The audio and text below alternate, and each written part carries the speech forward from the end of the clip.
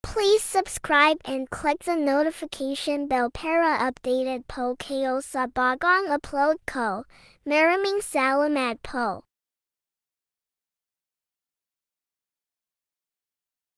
I finished fixing his tie, at pinlansya ko gamit ang mga kamay ko ang kaunting gusot sa long sleeve polo niya. Ramdam kong nakatitig siya sa akin habang humahaplos ang mga palad ko sa damit niya.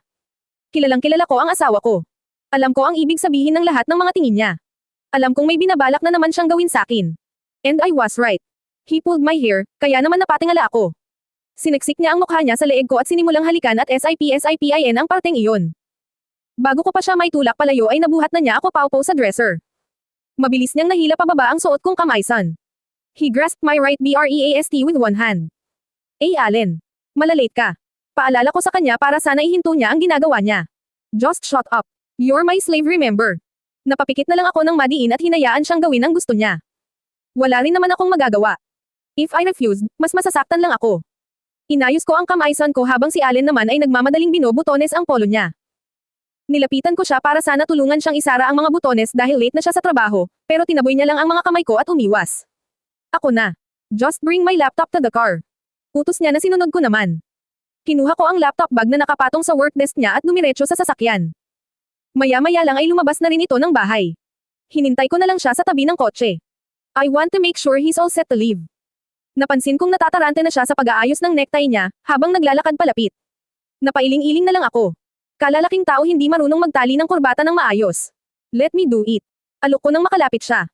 Hinayaan niya naman ako at bigla siyang tumangala. I'm not sure kung ginawa niya yun para mas matali ko ng maayos ang necktie niya, o dahil iniiwasan niyang tumingin sa mukha ko. Sok, make it fast. I'm late. Nangunot ang noo niya. Tumanggaw naman ako at binilisan na ang ginagawa ko. Umiral na naman ang pagiging manipin niya. Parang ako pa ang sinisisi niya kung bakit siya na late kasalanan niya naman.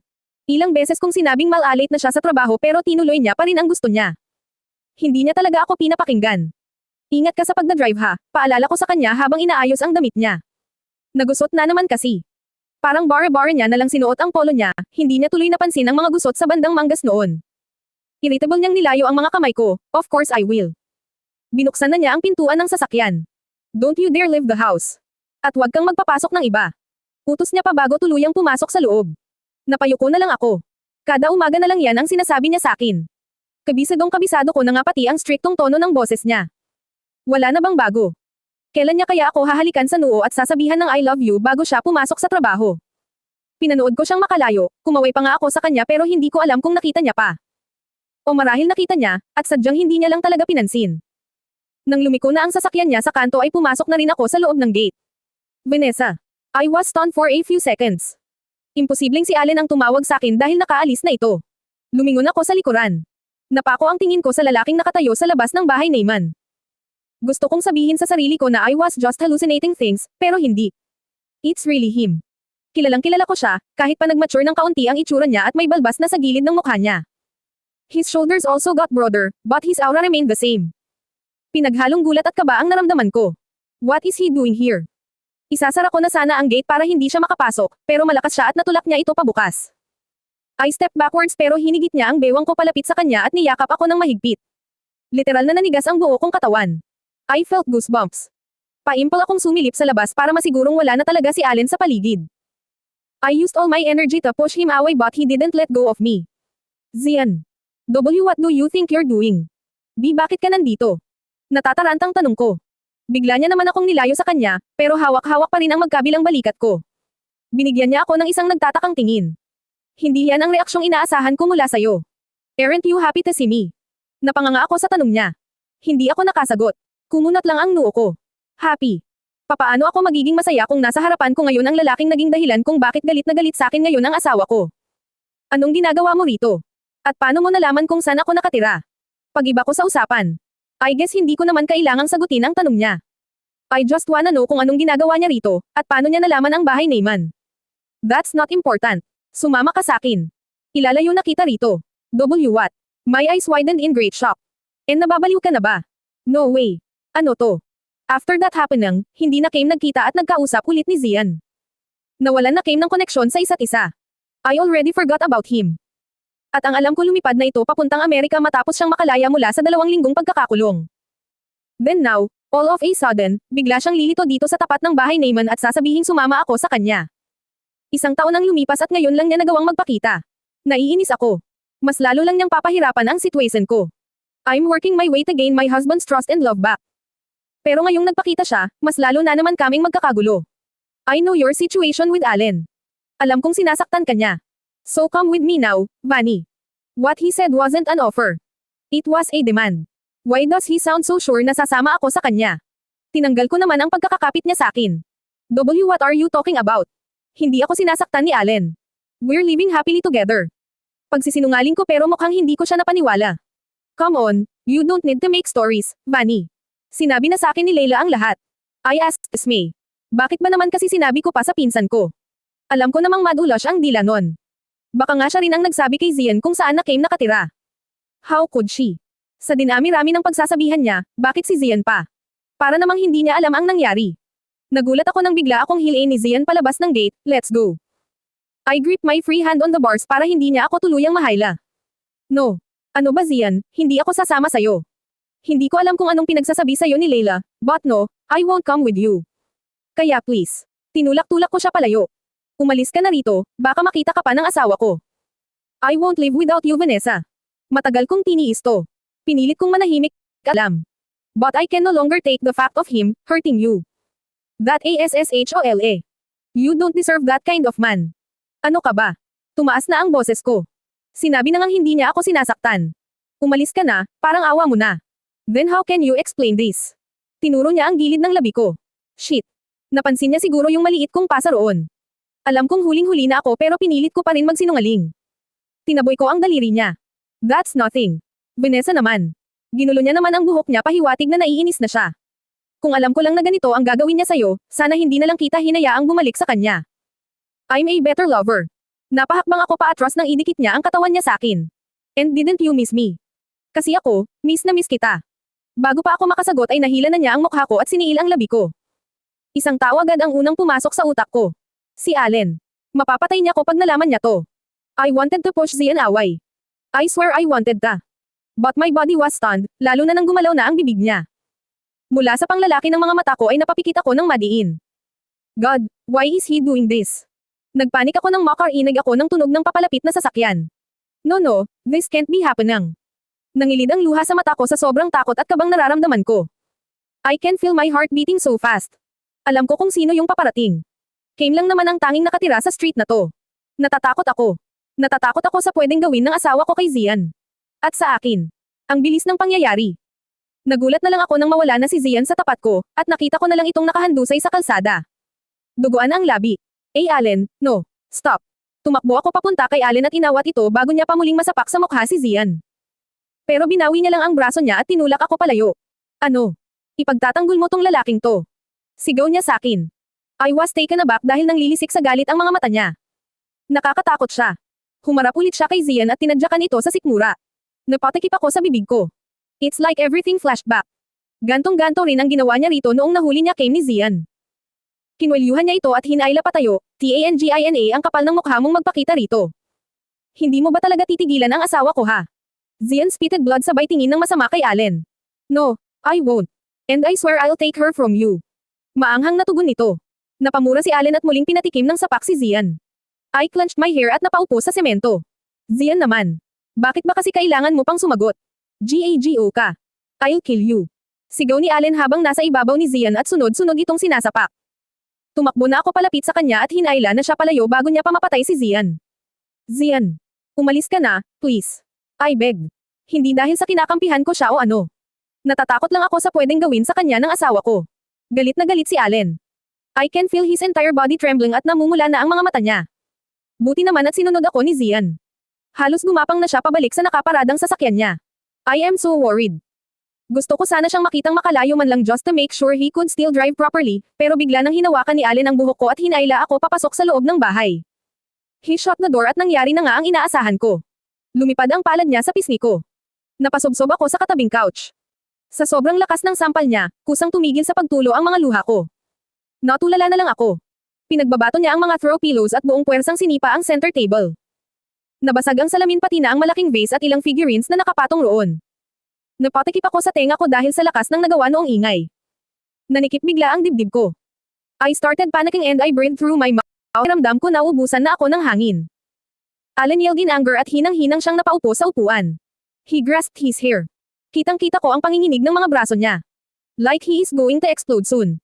Rinig ko rin ang paghahabol niya ng hininga. Bullshit. Hindi ko na alam ang gagawin ko sa iyo, Vanessa. Bakit ba ayaw mong sumunod sakin? Gigil na tanong niya.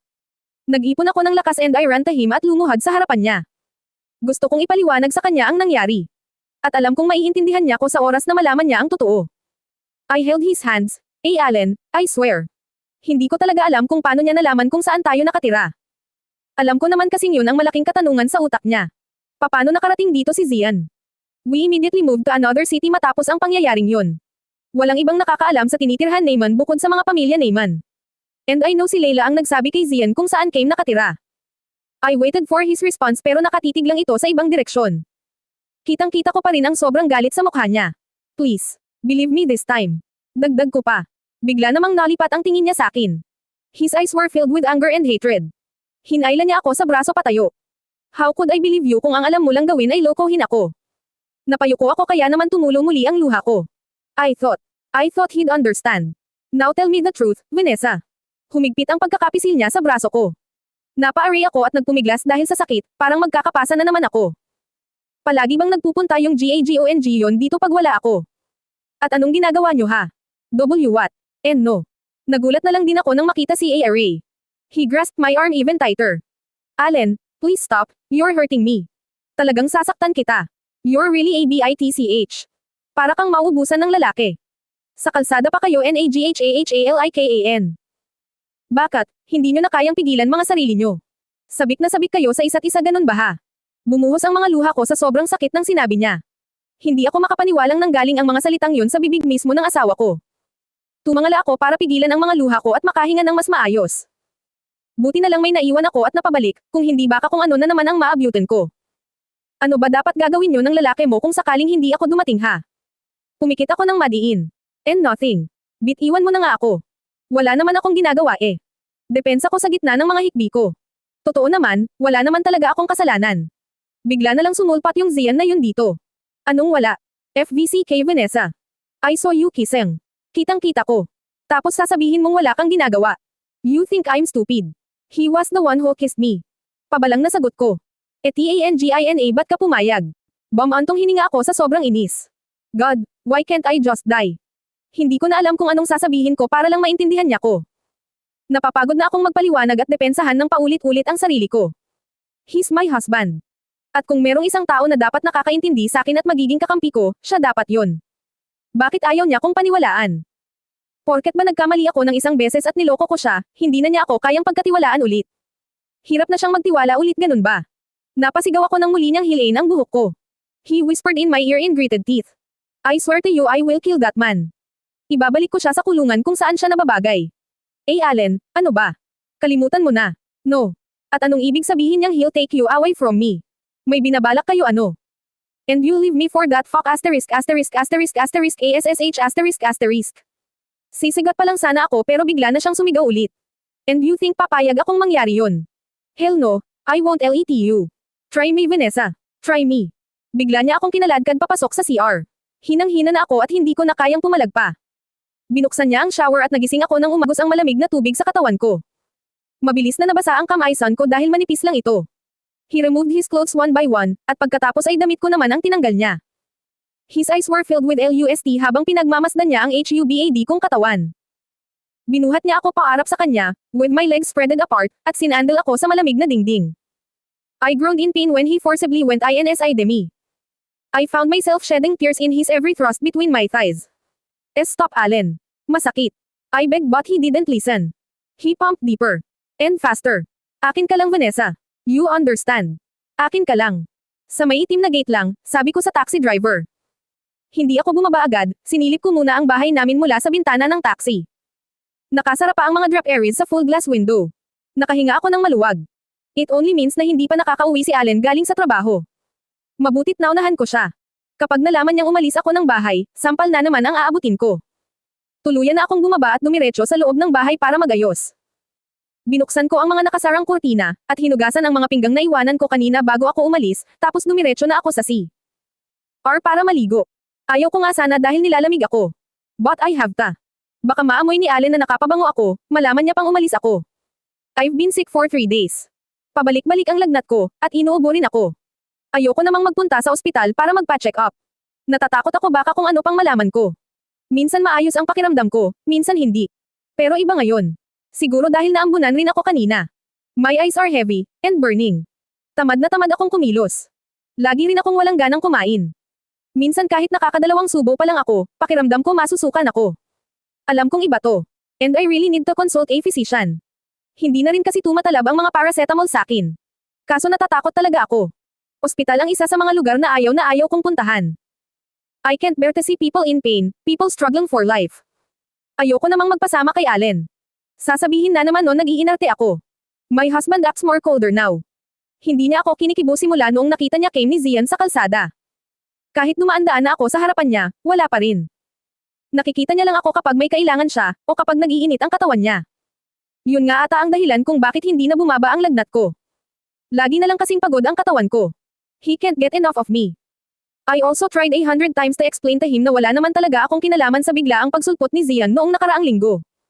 Pero ayaw niyang maniwala. Mas pinaniniwalaan niya yung akala niyang nakikipaghalikan ako sa kalsada. Ewan ko, hindi niya na ata talaga ako kayang pagkatiwalaan. I already broke his trust, alam ko yun. Pero ginagawa ko naman ang lahat para maayos kung anong nasira ko eh. Hindi pa ba sapat lahat ng pinagdadaanan ko ngayon? Kulang pa ba? Pinatay ko ang aircon sa kwarto bago ako humilata sa kama. Nagtalukbong ako ng comforter. Nanginginig ang buo kong katawan dahil sa lamig. Parang baliwala nga lang ang pagsusuot ko ng PJ sweater at long sleeve top. Tumatagos pa rin ang lamig. Sumasabay pa ang lakas ng hangin mula sa labas dahil umuulan. Hindi pa sana ako madyay gising kung hindi pa padabog na sinara ni Allen ang pintuan ng kwarto. Pilit kong idinilat ang isang mata ko at sinilip ang wall clock. 7:00 na. Ang tagal ko rin palang nakatulog. But it didn't help. Parang mas mamigat pa nga ata ang pakiramdam ko. Nalipat ang tingin ko sa asawa ko na kasalukuyang naglalakad papunta sa akin. Nakakunot ang noo nito, halatang mainit na naman ang ulo. Patay na naman ako nito. Hamagod ang lamig sa buo kong katawan nang bigla niyang hilan ang kumot na nakabalot sa akin. Hindi na ko pumalag pa, niyakap ko na lang ang sarili ko para kahit papano hindi ako lamigin. What's this, Vanessa? I'm free busy and tired from work, tapos pag-uwi ko wala pang pagkain. You should have told me para kumain na lang ako sa labas. Kakakita pa lang naman pero sermon na agad ang natanggap ko. Hindi na lang ako umimik. Tinalikuran ko siya at sinubsob ang mukha ko sa kama. Not now, Allen please. Wala talaga akong lakas para magpaliwanag. Alam kong magagalit siya pag nakita niyang walang nakahaing hapunan sa mesa. Pero anong magagawa ko? Hindi kaya ng katawan ko. At isa pa, hindi ko naman alam na dito siya maghahapunan ngayon. Ilang araw na kasi siyang umuwi ng madaling araw. Naramdaman ko ang pagupo niya sa gilid ng kama, at bigla niya akong inikot paarap sa kanya. Mahina lang naman ang pagkakahila niya sa balikat ko, pero pakiramdam ko nabugbog ako. Ang sakit ng katawan ko. You look at me when I'm talking to you. Sigaw na naman niya. Pinilit kong idilat ng maayos ang mga mata ko para makita ko siya, pero hindi ko talaga kaya. Kusa silang nagsasara, kaya pumikit na lang ulit ako. Sorry hindi ako nakapagluto, masama kasi ang pakiramdam ko, paliwanag ko sabay hila sa comforter at binalot ito sa katawan ko. Bakit ganun? Patay na nga ang aircon pero nag-chill pa rin ako. Narinig ko naman ang sarcastic niyang tawa. Ano na namang drama mo ngayon, Vanessa? Nakaramdam ako ng kirot sa dibdib ko dahil sa sinabi niya. Halos inaapoy na nga ako ng lagnat, ganyan pa rin siya umasta. Bakit ba kasi hindi pa ako masanay-sanay? Ganyan naman talaga siya. Pag may sakit ako, lagi niyang iniisip na nagdadrama lang ako. Minsan tuloy iniisip ko, baka kahit nag-aagaw buhay na ako sa harapan niya papalakpakan niya lang ako at sasabihan ng best actress. He never believes me. And that hurts. Yung kahit totoo na yung sinasabi ko ayaw niya pa ring maniwala. Nakakabaliw yung ganun. Hindi na ko nagbalak pang sumagot. Hinigpitan ko na lang ang pagkakapit sa comforter na nakabalot sa akin at hinayla ito pataas sa leeg ko. Kulang na lang yakapin ko ang mga tuhod ko para lang maibsan ang lamig. Wala na rin naman akong narinig mula kay Allen. Nagulat na lang ako nang bigla niyang ilapat ang likuran ng kamay niya sa noo ko, tapos sa leeg ko. Sinisigurado niya ata akong nilalagnat talaga ako. Tumayo siya ng kama at lumabas ng kwarto. Sinundan ko siya ng tingin. San naman kaya yun pupunta? Himala hindi niya ako pinilit na ipaghanda siya ng pagkain. Pagbalik niya, may daladala na siyang maliit na palanggana. Pinatong niya ito sa side table at muli siyang umupo sa tabi ko. Pinagmasdan ko siya habang nilulublab niya ang puting bimpo sa tubig at piniga ito. Ay nalalayan niya ako para humiga ng maayos, tapos nilagay niya ang basang bimpo ko. Hindi ko alam kung anong dapat kong i-react sa ginawa niya. I look straight to his eyes kahit na nanglalabo ang paningin ko. His face is serious, but I can sense care. Napangiti ako sa sarili ko. Concerned pa rin pala siya sa akin kahit papano. Don't look at me like that. Sabi niya habang inaayos ang bimpo sa noo ko. Napansin niya sigurong nakangiti ako habang nakatitig sa kanya. This is nothing. I'm only doing this because I need my slave back. Nakakalungkot yung sinabi niya pero binaliwala ko na lang. Para kasing iba yung salita niya sa kinikilos niya. Bumait siya bigla. Kailangan ko pa palang magkasakit para lang maging mabait siya sa akin. I gently closed my eyes. Ninamnam ko ang paghaplos niya sa pisngi ko at paghawi ng ilang hibla ng bangs ko mula sa noo ko. Kung magiging ganto lang siya sa akin buong magdamag, sigurado akong bukas magaling na ko. I'll be back, Bunny. Just stay still. Dinilat ko ang mga mata ko nang magpaalam siya sa akin. Pinagmasdan ko lang siya hanggang sa makalabas siya ng kwarto. Ano na naman kayang gagawin niya ngayon? I'm starting to get curious kung bakit ang bait niya. Dahil ba may sakit ako? If that's it, sana palagi na lang akong may sakit. Para palagi siyang mabait sa akin. Pati yung way ng pagpapaalam niya sa akin kanina, ang lamang. Kulang na nga lang halikan niya ako sa noo. Nakakapanibago. Hindi ako sanay na ganito siya. Pinaikit ko ng madiin ang mga mata ko. Nagilty tuloy ako bigla. May nagawa akong malaking kasalanan. At pag nalaman niya yon, tiyak akong magwawala na naman siya sa galit. Nakipagkita ako kay Zian kanina. Bakit hindi ka sumunod sa akin sa New York? I've waited for you, Vanessa. Ramdam kong nagtatampo siya sa tono pa lang ng pananalita niya. Yumuko ako at ginamit ko ang pagkakataong hindi ko nakikita ang mga titig niya para buuhin ang sagot ko sa utak ko. I didn't have the chance. Bantay sarado sa akin si Allen. What I said was a lie. Ang totoo, wala talaga akong balak sumunod sa kanya sa New York noon. Sinabi ko lang yun para tigilan niya ako.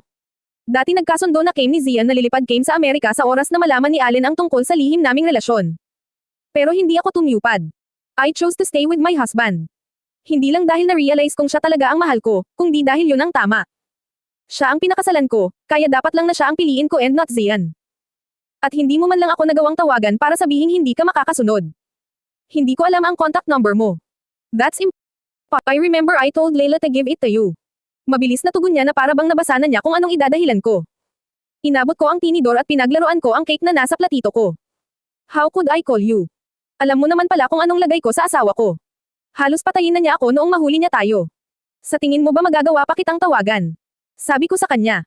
Binubugbog na nga ako ni Allen, siya pa ba ang iisipin ko? Isa pa, ang buong akala ko may sarili na siyang buhay. Yun kasi ang huling balita sa akin ni Layla tungkol sa kanya. May iba na raw siyang kinakasama sa Amerika. Yeah. Layla told me everything. Go talaga yang Allen na yan. He'll pay for what he did to you, and to me. Gigil na banta niya. Bigla niya namang itinabi ang plato niya, at pinisil niya ang magkabilang kamay ko. Alam mo ba ang ginawa sa akin ng asawa mo? Binaliktad niya ko. Pinakulong niya ko sa kasalanang di ko naman ginawa. He's an le. Iba talaga ang nagagawa ng pera ano. I can see anger in his eyes. Pero hindi ko siya masisisi kung ganun na lang kalaki ang galit niya sa asawa ko. Nabalitaan ko nga na pinakulong siya ni Allen. Pero hindi ko alam ang buong kwento. Pinaghigpitan ako ni Allen noon kaya hindi ko nagawang puntahan ang mga hearing ni Zian. Nalaman ko na lang na nasa kulungan na ito. Though I can't also blame my husband. Sobrang laki rin naman kasi talaga ng kasalanan namin sa kanya. Pasalamat na nga si Zian at pinakulong lang siya nito. Kilala ko ang asawa ko. Kaya niyang gumawa ng mas higit pa doon kung gugustuhin niya. Taranta akong napatingin sa pintuan ng restaurant na kinakainan Neyman nang marinig kong bumukas ito. Relax, Vanessa. Sinabi ko naman sa iyo tayo makikita dito ng asawa mo. Paalala ni Zian. Naaalibadbara na siguro siya dahil panay ang tingin ko sa pintuan sa tuwing babukas ito. Sumandal ako sa upuan at bumantong hininga, hindi talaga ako mapakali. Baka malaman to ni Allen eh. Sagot ko. Sampal na naman ang abot ko pag nalaman niyang nakipagkita ako kay Zian. Ayoko rin naman talagang makipagkita. But Zian left me with no choice. He blackmailed me. Pupuntahan niya daw ako sa bahay kapag hindi ako nakipagkita sa kanya. And I don't want that to happen.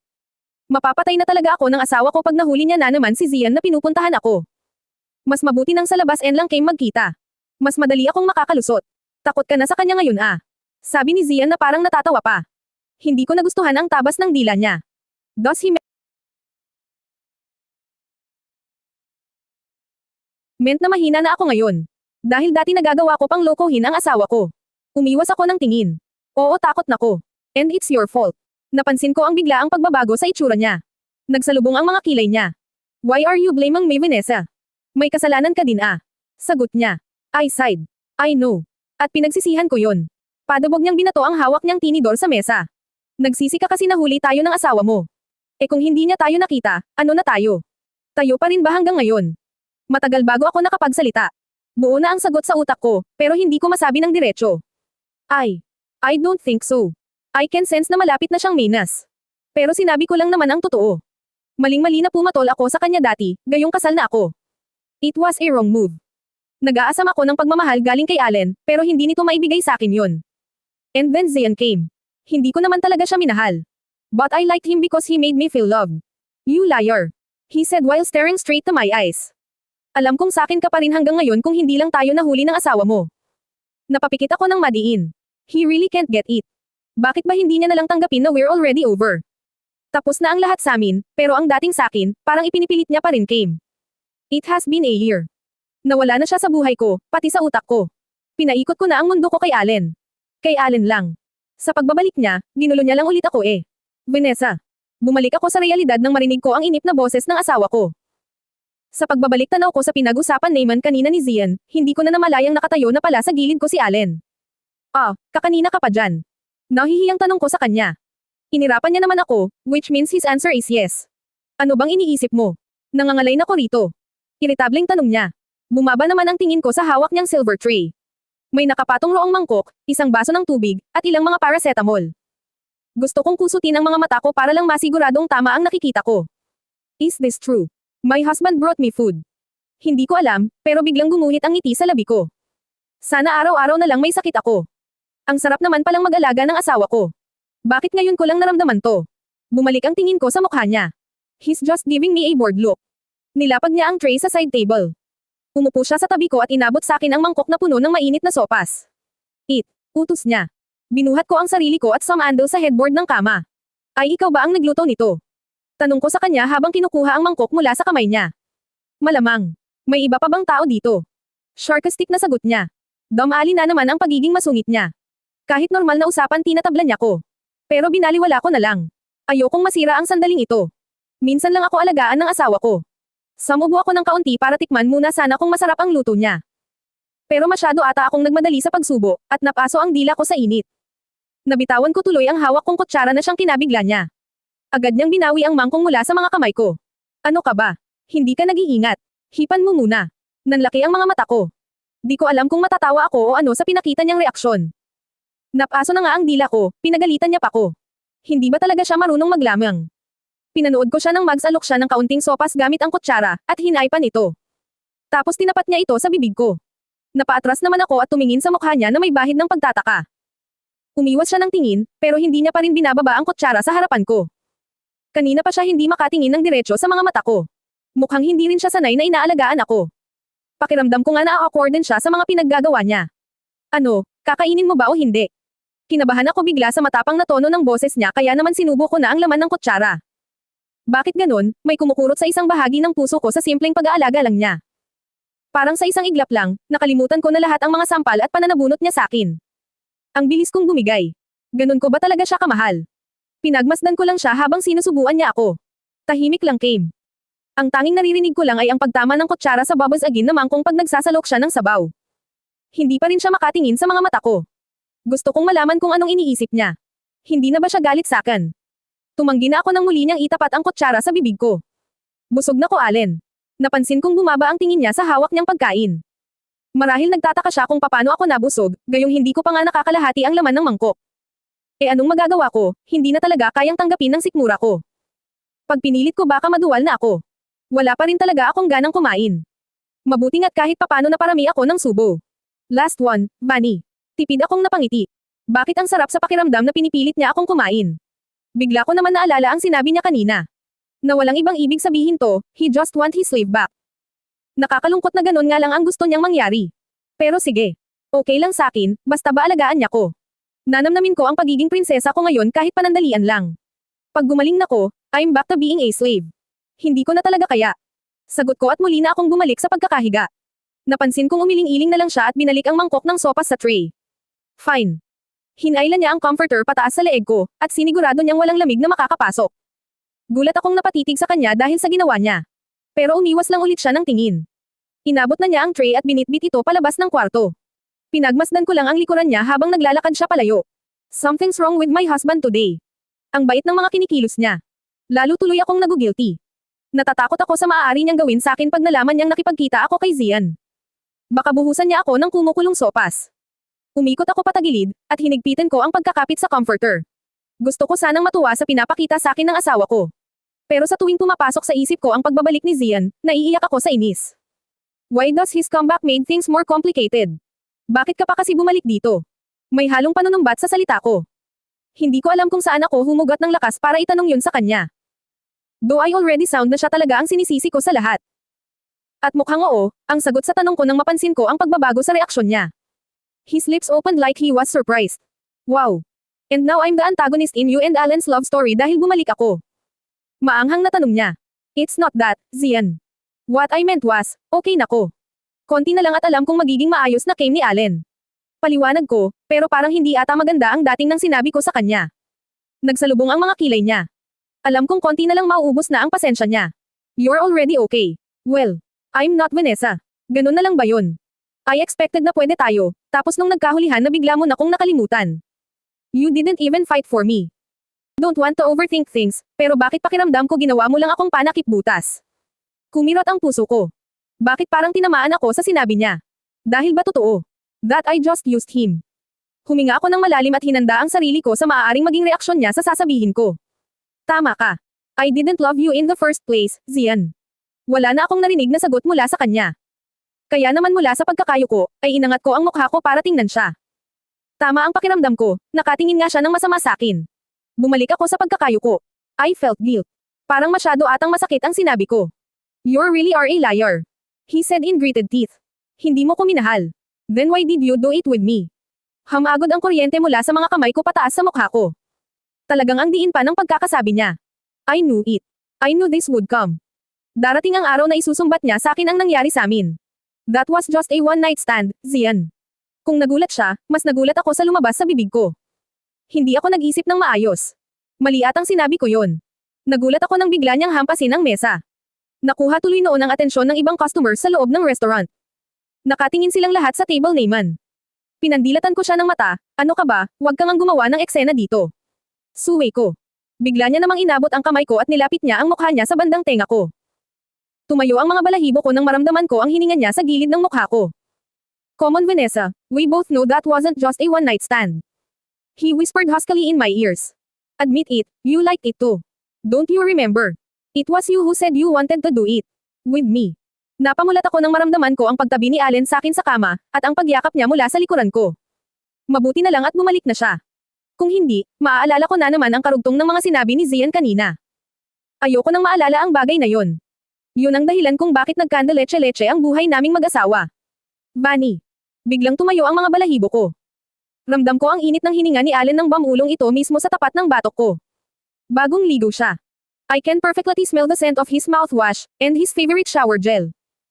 Alam ko rin na wala itong suot na pangitaas as I can feel the warmth of his body kahit pa nakabalot ako ng kumot. Gising ka ba? Tanong niya. Tumanggaw naman ako. Tinatamad akong magsalita. Magaling ka na. Hindi ako agad nakasagot. Pinakiramdaman ko muna ang sarili ko.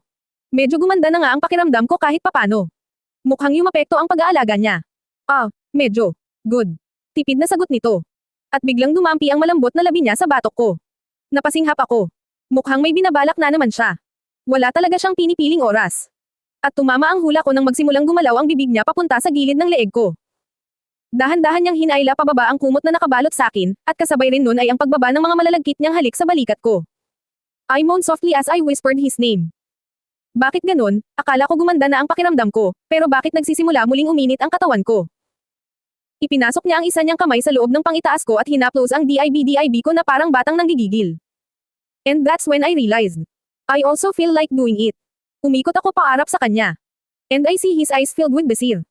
Hindi na niya pinatagal pa at hinailan na niya ang mukha ko at inangkin ang mga labi ko. Hamagod ang kuryente sa buo kong katawan nang maglaro ang DILA niya sa loob ng BIBIG ko. I grasped his hair and pulled him closer to me. We do this every day, pero bakit parang sabik na sabik pa rin siya sa akin?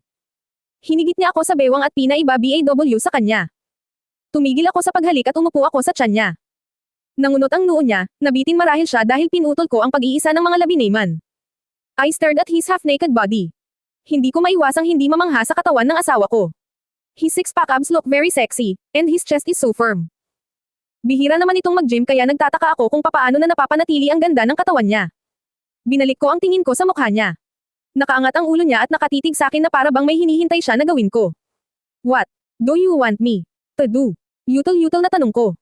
Hinagin niya ang ulo niya sa unan at pumikit. Satisfy me, Vanessa. And without second thoughts, I followed my master. I started kissing his neck. Down to his chest. Then I licked down his abs. Sinilip ko siya. His lips are slightly open. My husband looks hot, kaya naman mas lalo akong ginanahan sa ginagawa ko. I was already biting the hem of his boxers nang biglang magring ang cellphone ko. Nanigas ako sa pwesto ko.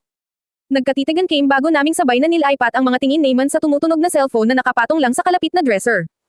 Nabuhay ang kaba at takot sa dibdib ko. Iilan lang ang mga taong alam ko na pwedeng tumawag sa akin ng ganitong oras. Hindi naman si Allen dahil kasama ko siya ngayon. Imposible ring si Layla dahil alam kong may racket siya pag ganitong oras.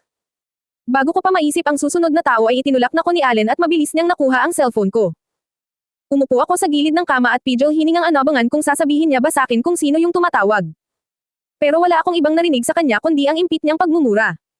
Ang kaninang maamo niyang itsura ay napalitan ng galit. Namumuti na rin ang kamay niya dahil sa higpit na pagkakakapit niya sa telepono. I cursed to myself sabay pikit ng madiin. Alam ko na kung sino yung tumatawag. Patay na ko. Nabuko na ang kasalanan ko. Inangat ko ang mukha ko dahil pakiramdam ko tutulo na ang luha ko sa sobrang takot na nararamdaman ko ngayon. Nagulat ako nang pindutin niya ang cellphone at itinapat ito sa tenga niya. Bakit kailangan niya pang sagutin? Hindi ko alam kung anong eksatong sinabi ng tao sa kabilang linya na naging dahilan para tingnan ako ng masama ni Allen. Pero hindi yun ang kinatakutan ko. Mas natakot ako nang makita ko ang kamao niya na nanginginig sa galit. Parang manununtok na siya. Napatili ako nang ibato niya sa mukha ko ang hawak niyang telepono. At kasabay nun ay ang paghila niya sa taas ng buhok ko. Napatayo ako sa sakit. Pilit kong tinatanggal ang kamay niya, pero kulang ang lakas ko. Aray ko, Allen. UB*TCH. Nagkita na naman kayo. How many times do I have to tell you not to leave this FVC** and house? Ang lakas talaga ng loob mong SUWAYIN ako. Anong akala mo, hindi ko malalaman? Bigla niya akong tinulak sa pader. Sa lakas ng puwersa niya, tumama ang balikat ko. Hindi ko na to nagawang haplosan pa kahit napakiramdam ko na balian ako ng buto dahil nataranta na ako nang makitang papalapit na naman sa akin si Allen. Nawala ang pagiging mestizo niya dahil namumula na ang mukha niya sa sobrang galit. Nagmadali akong tumakbo papunta sa pintuan ng kwarto habang humahagulgol. Natatakot ako, hindi niya ako pwedeng maabutin. He'll kill me. Pero sa sobrang pagpapanik ko, at panglalabo ng mga mata ko dahil sa luha, hindi ko na alam kung paano ko pipihitin ang knob ng pinto. Shitty, bakit ayaw bumukas? Huli na nang mapansin kong nakasara pala ang door chain sa bandang itaas. Nahila na ni Allen ang buhok ko at tinapon niya ako sa kama. Nilaybot ko ng tingin ang buong kwarto. I have nowhere to run. Kaya inabot ko na lang ang malaking unan at ginawa itong panangga. But it didn't help.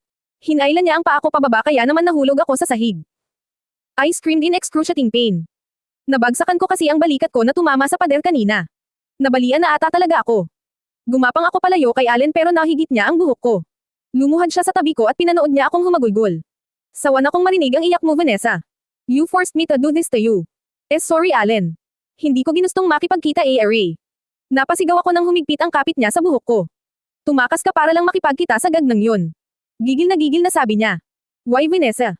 Bakit? Bakit hindi mo kayang makontento sa akin? Bakit ba habol ka pa rin ng habol sa kanya? No, Allen.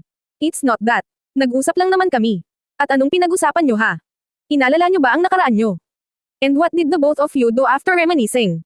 Nothing. Depensa ko. Nilapit niya ang mukha niya sa tenga ko. Sinungaling. What did you have say? No. Pinutol ko ang sasabihin niya sa pamamagitan ng pagsigaw. Wala kaming ibang ginawa, Allen. Nag-usap lang talaga came, that's all. I explained in between my sobs. Etang asterisk akala ko ba may sakit ka? Natahimik ako at hindi ko nagawang sumagot sa tanong niya.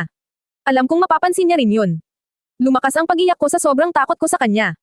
Hindi na nga niya siguro nakikilala ang mukha ko dahil basan ako ng luha.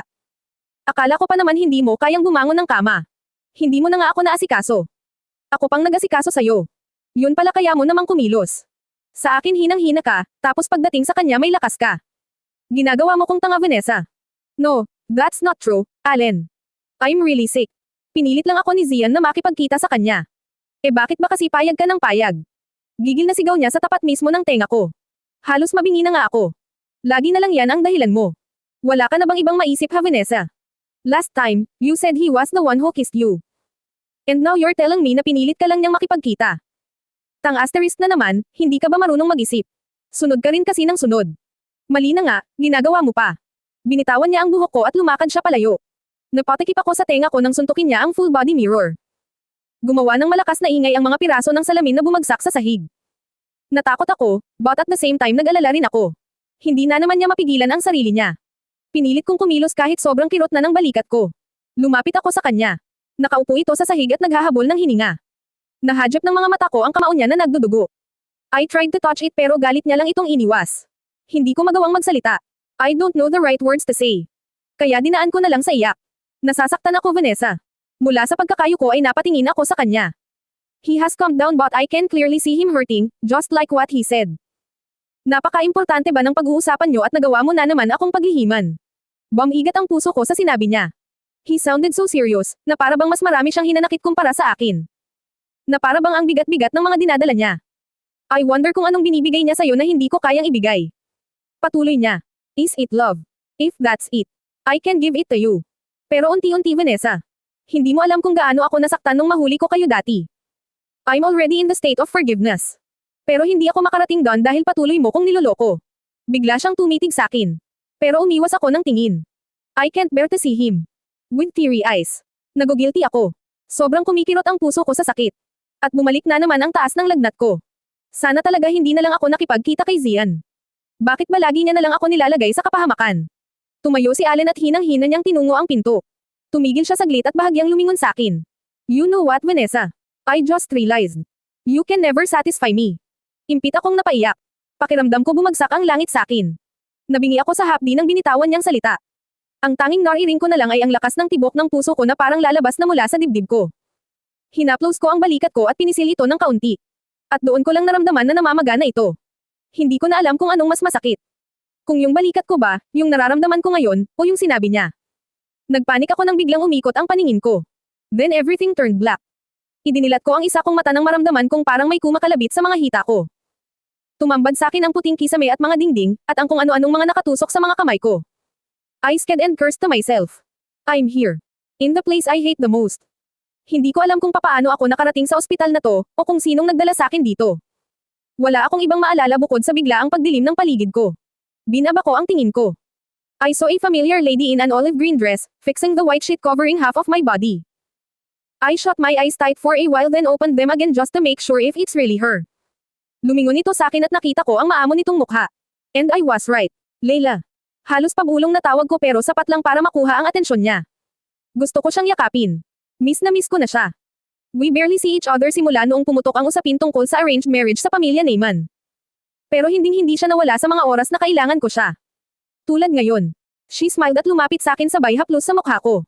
Oh, ano nang nararamdaman mo? Buhay ka pa. Ngumiti rin ako pabalik sa kanya. Wala pa rin siyang pagbabago. She still talks like a boss. Nasa tono niya pa lang, para bang obligada akong sagutin ang tanong niya. Pero hindi ko nagawang magsalita agad. Pinakiramdaman ko muna ang sarili ko. My head is aching, pero mas nangingibabaw ang sakit ng kaliwang balikat at braso ko. Kahit na may nakabalot ritong makapal na benda ay alam kong namamaga ito. I can feel the pain from within. Okay na. Pero ang sakit pa rin ng balikat ko. Pagsisinungaling ko. Dahil ang totoo, I'm not yet okay. Ang bigat pa rin ng pakiramdam ko. Mukha namang kambansido siya sa sinabi ko dahil hindi na siya nagtanong pa. Muling nilaibat ng mga mata ko ang kabuuan ng kwarto. Walang ibang tao dito kundi ang pinsan ko lang at ako. Nasaan si Allen? Tanong ko sa kanya. Hindi ko maiwasang hindi malungkot.